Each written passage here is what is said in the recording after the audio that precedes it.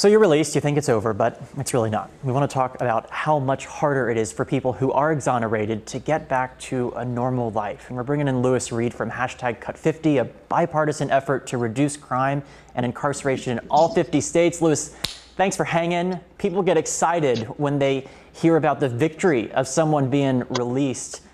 But explain to us that that person's life doesn't just snap back to normal.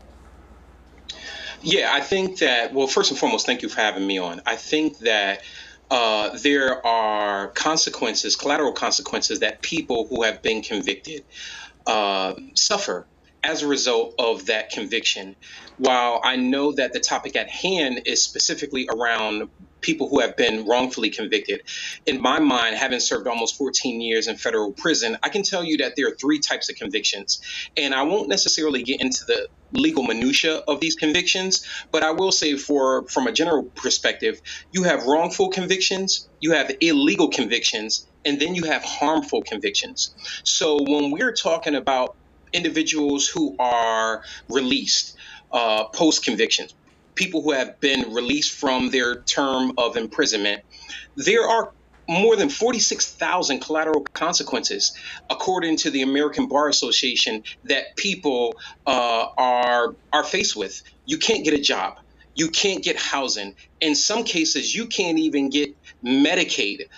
Think about that. You cannot have access to health care in the United States of America because you have a criminal conviction. And I think that with the current rise of protests as it relates to George Floyd, I think that we are at a great awakening in our country to be able to not just have a conversation about this, but take this moment and convert it into a movement.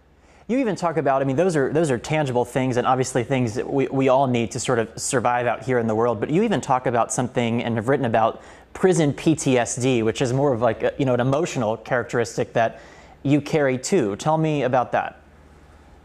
Yeah, so I have a background in social work. And one of the things that I realize is that people who have been incarcerated, people who have been harmed by the criminal justice system, we suffer what I call the new PTSD, prison traumatic stress disorder. And when we're talking about prison traumatic stress disorder, these are the things that don't necessarily show up in the stat sheets. Every time you have the slightest incidental contact with law enforcement, there is this heart palpitation that you have. There's this visceral physical reaction that you have to these encounters. You know, when you are laying in your bed, sometimes those recollections of having been incarcerated will manifest itself in your dreams. You have nightmares. I can tell you just probably maybe last week, I don't know if it was an overconsumption of our current news cycle, but I have personally been having nightmares about being reincarcerated. And when we're talking about prison traumatic stress disorder, it's not just the Freddy Krueger boogeyman who is, having chains in your dreams saying, "Ooh, I'm going to come get you." We're not talking about things like that. We are talking about every time you apply for employment, there is something in the back of your mind that is going to say, I'm not going to qualify for this, even though I might be qualified for this particular position.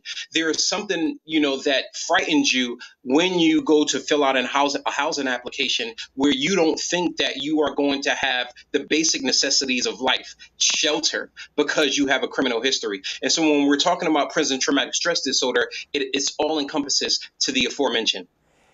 Tell me about #Cut50, which is where you've kind of channeled all this and what you guys are about and doing around the country. Sure. So #Cut50 is a bipartisan criminal justice initiative of the Dream Corps, co-founded by CNN political commentator Van Jones and also Jessica Jackson. And we have a very distinct mission. We want to be able to cut crime and the United States prison population in half. We do that with unlikely allies. Most recently, our biggest achievement to date is that we passed the federal First Step Act with the support and collaboration of great allies. And so to date, since December of 2018, we have successfully been able to have more than 8,000 people released from federal custody. And let me quantify that for you. That equates to approximately 150,000 years of human freedom being restored back into our communities. Absolutely amazing work. If you're watching and kind of captivated by this, hashtag Cut50s, the organization, you guys are great on all the social channels, and so people can plug in there. Louis, thank you so much for your work and for being with us and sharing all of that. And certainly, given the cultural times, I hope that people will take a gander over at your pages and continue to learn more. Like I said, if you want to get help with helping people impacted by criminal justice system issues, which there are many, and our eyes are being opened even more as we speak, that's one way you can do it. Louis, thank you so much. We will be right back. Thank you so much. Thanks for having me on.